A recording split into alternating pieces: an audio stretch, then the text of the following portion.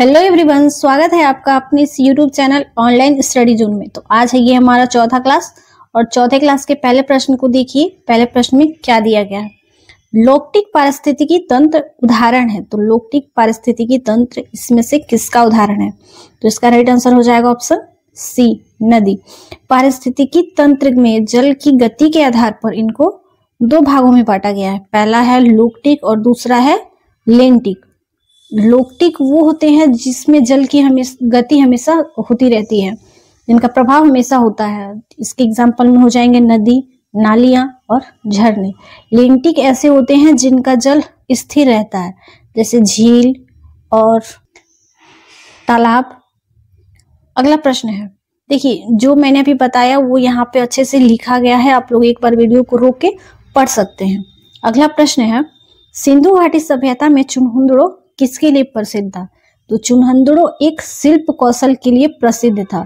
बंदरगाह के लिए लोथल प्रसिद्ध था, जो भोगवा नदी के तट पर स्थित है। अलाउद्दीन खिलजी के समय सहाना कौन थे? तो सहाना होते थे उच्च अधिकारी जो बाजारों में मूल्य नियंत्रण को देखते थे। तो इसका राइट आंसर हो जाएगा ऑप्शन डी। देखिए, अलाउद्दीन खिलजी एक पहला ऐसा सुल्तान था जिसने अपने सेनापति जो मालिक काफूर की सहायता से दक्षिण भारत को विजिट किया था, और इसने स्वयं को सुल्तान सानी की उपाधि से नवाजा था, जिसे द्वितीय सिकंदर के नाम से भी जाना जाता है। अगला प्रश्न है, 5वीं शताब्दी में आने वाले चीनी तीर्थयात्रियों का नाम बताएं। ये तीनों ही चीनी यात्री थे जो बौद्ध भिक्षु थे, लेकिन प्रश्न में पूछा गया है कि 5वीं शताब्दी में। तो 5वीं शताब्दी में भारत आए थे इति सिंह। हुएनसांग ये जो थे ये हर्षवर्धन के शासनकाल में आए थे। फाहियान चंद्रगुप्त द्वितीय के शासनकाल में भारत आए थे। अगला प्रश्न है, सत्य की खोज में सिद्धार्थ के प्रस्थान को कहा जाता है? तो सत्य की खोज में ये सिद्धार्थ के प्रस्थान को महाभिनिष्क्रमण कहा जाता है। ये गृह त्याग की घटना थी इनकी, जो इन्होंने 29 वर्ष की अवस्था में किया था।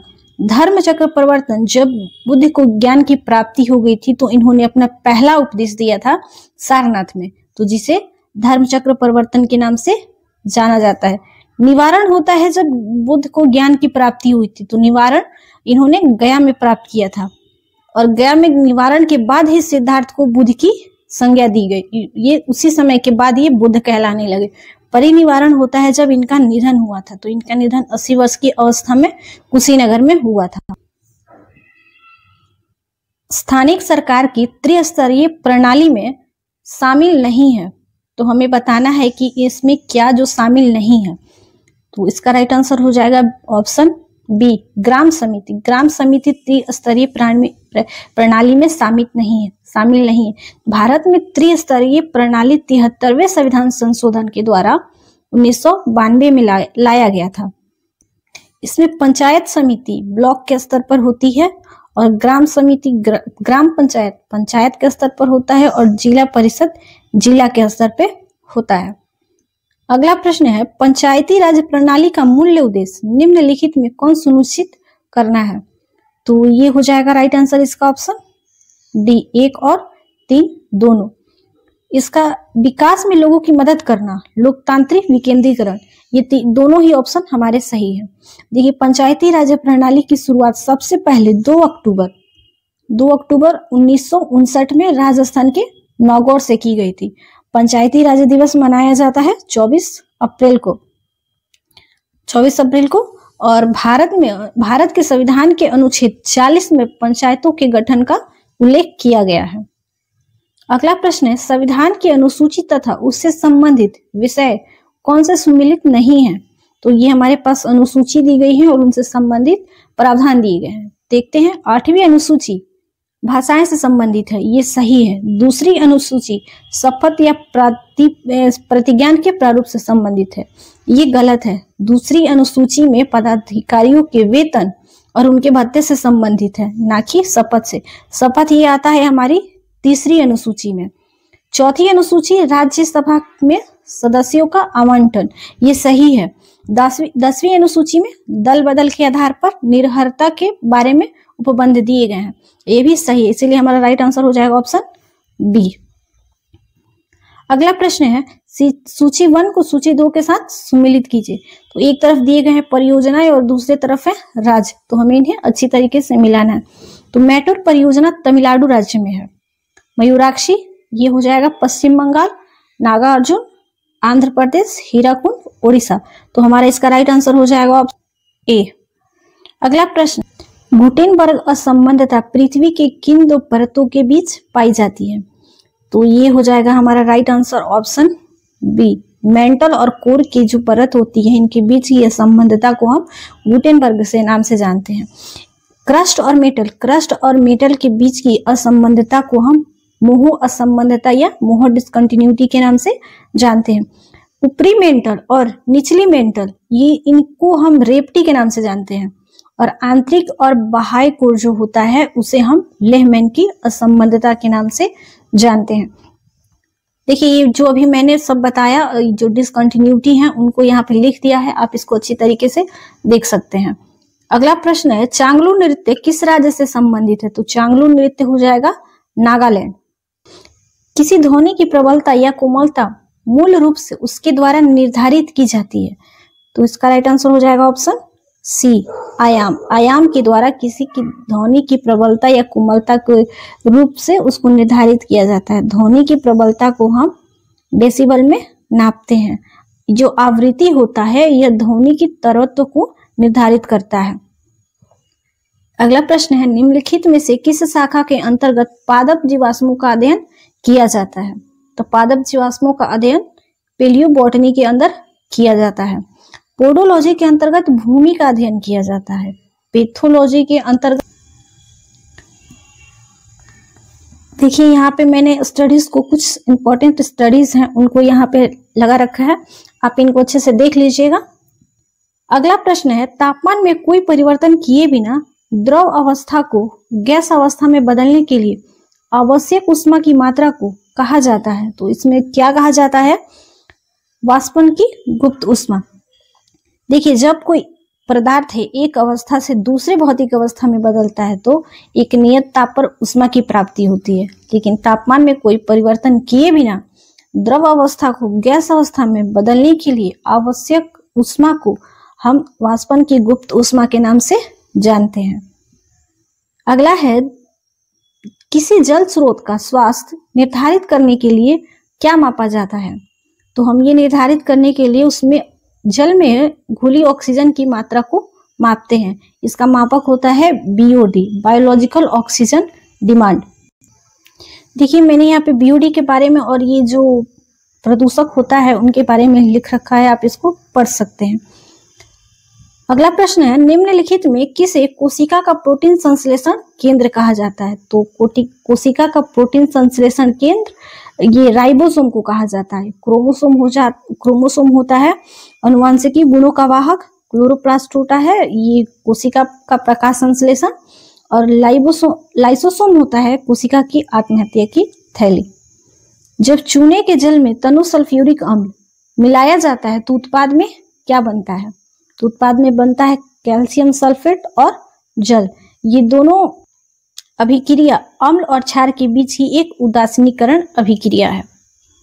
अगला प्रश्न है, नाभिक के बाहर डीएनए में क्या पाया जाता है? तो नाभिक के बाहर डीएनए में माइटोकॉन्ड्रिया पाया जाता है। माइटोकॉन्ड्रिया को कोशिका का पावर हाउस कहा जाता है। वायरस के द्वारा इनमें कौन सी बीमारी होती है? तो वायरस के कारण होती है पोलियो। पोलियो वायरस के कारण होती है, लेकिन प्लेग और टिटनेस जो है ये दोनों बैक्टीरिया के कारण होते हैं। नियासिन निम्नलिखित में किस विटामिन का रासायनिक नाम है? तो नियासिन विटामिन B3 का रासायनिक नाम है। विटामिन B7 का रासायनिक नाम हो जाता है आपका ये पायरोडॉक्सिन, और विटामिन B7 का बायोटिन, और विटामिन B5 का पेंटोथेनिक। देखिए यहाँ पे जितने भी विटामिन के नाम होते हैं रासायनिक विटामिन बी वाले, तो उनको लिख रखे हैं हम, आप इनको पढ़ सकते हैं। अगला प्रश्न है, जनहित याचिका कहाँ दायर की जाती है?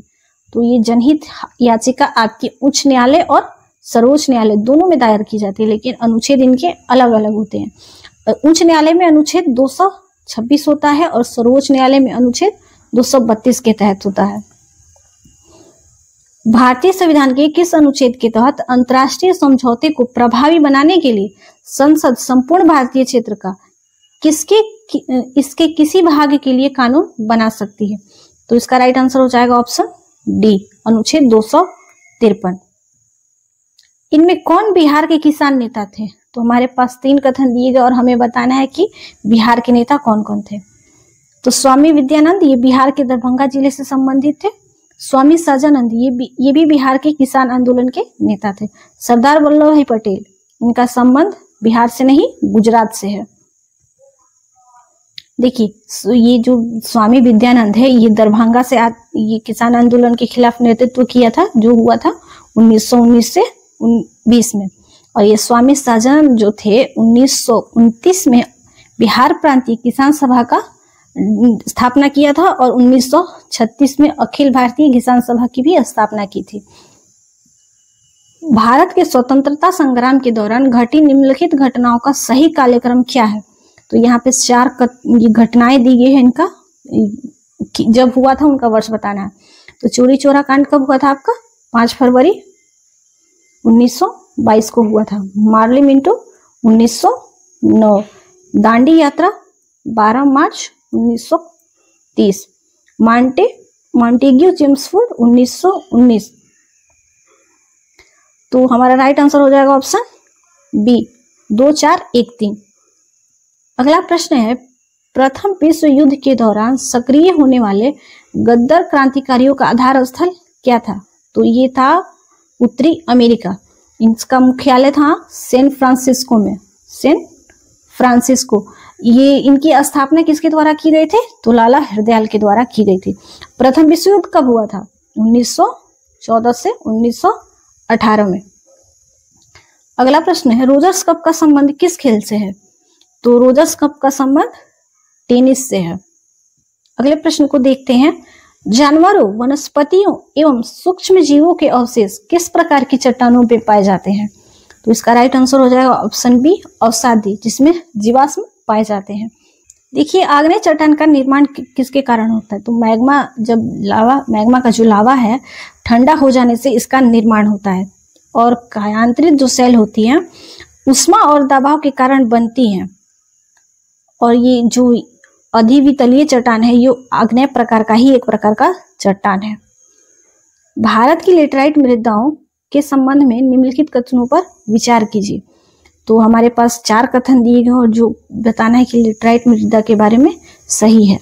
लेटराइट मृदाएं सामान्यतः लाल रंग की होती हैं, ये बात सही है। इनका लाल रंग आयरन ऑक्साइड के कारण होता है।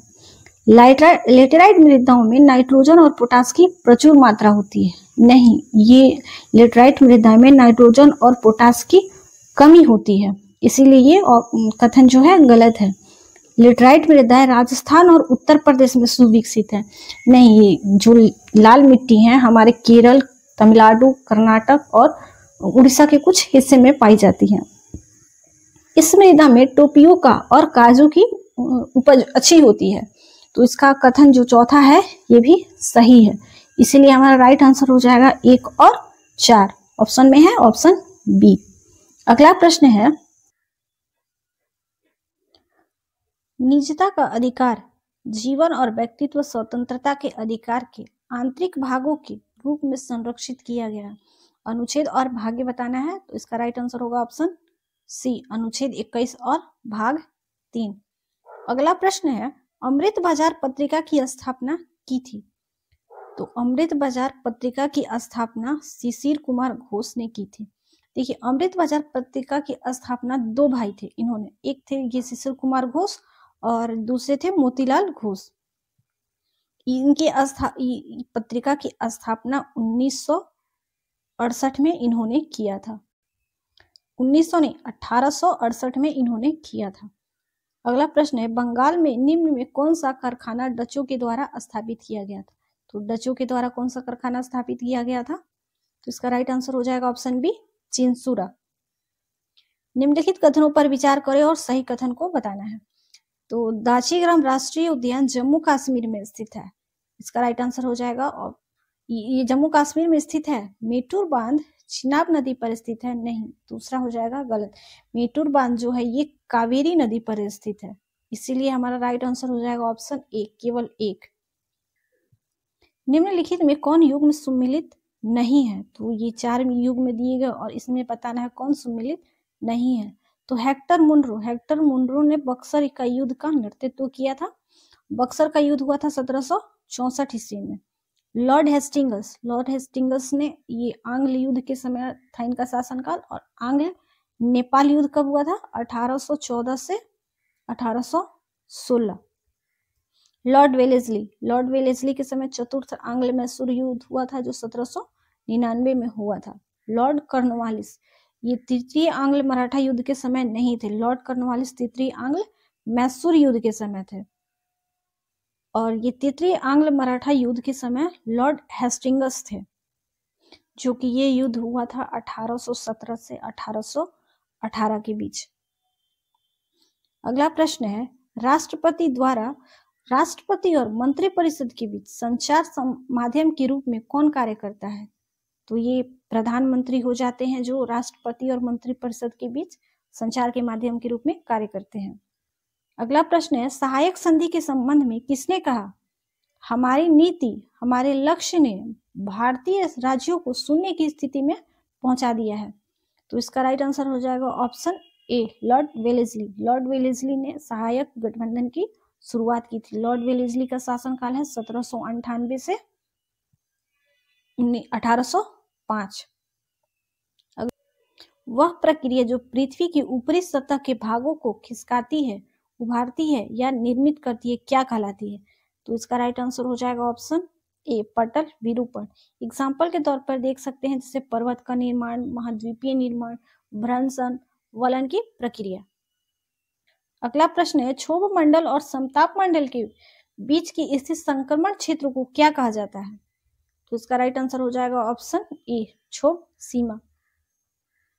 भारत की राजधानी को कलकत्ता से दिल्ली स्थानांतरित किए जाने पर भारत का वायसराय कौन था? तो सबसे पहले तो ये बताइए कि ये कोलकाता से दिल्ली कब स्थानांतरित किया गया था? तो 1911 ईस्वी में। उस समय वहाँ वायसराय कौन थे? तो लॉर्ड हार्डिंग द्वितीय का शासनकाल कब से कब है? 1910 से 1916 के बीच। 1911 में ही बंगाल के विभाजन को रद्द किया गया था। पंडित राम नारायण एक हिंदुस्तानी भारतीय संगीतकार हैं जो बजाते हैं। तो इसका राइट आंसर हो जाएगा ऑप्शन ए, सारंगी। निम्नलिखित में कौन सी ओमान की राजधानी है? तो ओमान की राजधानी मस्कट।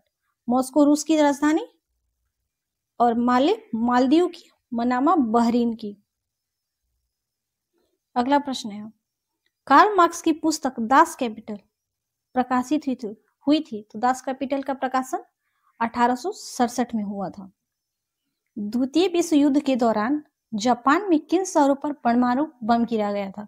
फर्स्ट ऑफ ऑल तो द्वितीय युद्ध आपका हो जाएगा 1939 से 1945 के बीच में। ये हिरोशिमा और नागासाकी पर यूएसए के द्वारा बम गिराया गया था। तो हिरोशिमा पर 6 अगस्त 1945 को बम गिराया गया था, जिसका नाम दिया गया था लिटिल बॉय, और नागासाकी पर 9 अगस्त 1945 को गिराया गया था, जिसका नाम था फैटमैन। अगला प्रश्न है, किस आंदोलन का नेतृत्व करने के लिए मार्टिन लूथर किंग को जाना जाता है? तो मार्टिन लूथर किंग को रंगभेद के विरोध आंदोलन करने के लिए जाना जाता है। द्वितीय विश्व युद्ध के दौरान उस समय ब्रिटेन के प्रधानमंत्री कौन थे? तो द्वितीय युद्ध के समय विंस्टन चर्चिल प्रधानमंत्री थे। संयुक्त राष्ट्र द्वारा किस तारीख को अंतर्राष्ट्रीय बालिका दिवस मनाया जाता है? तो ये 11 अक्टूबर को मनाया जाता है। इनमें कौन तमस नामक उपन्यास के रचयिता है? तो तमस उपन्यास के रचयिता भीष्म साहनी है। शस्त्र रामानुजन पुरस्कार किस क्षेत्र के योगदान के लिए प्रदान किया जाता है? तो इसका आंसर हो जाएगा ऑप्शन ए, गणित। दादा भाई नौरोजी द्वारा निम्नलिखित में किस संगठन की स्थापना की गई थी? तो 3 संगठन दिए गए हैं, जिसमें बताना है कि ये दादा भाई नौरोजी द्वारा कौन कौन स्थापित किए गए थे। तो ईस्ट इंडिया एसोसिएशन दादा भाई नौरोजी के द्वारा स्थापित किया गया था। भारतीय संघ ये 1876 में आनंद मोहन बोस और सुरेंद्र नाथ बनर्जी के द्वारा स्थापित किया गया था। पुनः सार्वजनिक सभा की स्थापना 1870 में एमजी रनाडे के द्वारा स्थापित की गई थी। निम्नलिखित जंतु ऊतकों में कौन सा ऊतक हार्मोन का स्राव, हार्मोन का और ऊष्मा का परिवहन करता है तथा जल संतुलन बनाए रखता है? तो इसका आंसर हो जाएगा ऑप्शन सी, रक्त। रक्त एक तरल संयोजी ऊतक होता है, संयोजी ऊतक। अगला प्रश्न है, प्लाज्मा झिल्ली बनी होती है, तो प्लाज्मा जो झिल्ली होती है ये प्रोटीन और लिपिड दोनों से बनी होती है, तो इसलिए इसका राइट आंसर हो जाएगा ऑप्शन डी। आज की वीडियो में बस इतना ही। अगर ये आपको सेशन अच्छा लग रहा है तो कमेंट में बताएं। अगर आप सुझाव देना चाहते हैं तो वो भी हमें अवश्य अपने कमेंट में बताएं। मिलते हैं अगले वीडियो में। Thanks for watching.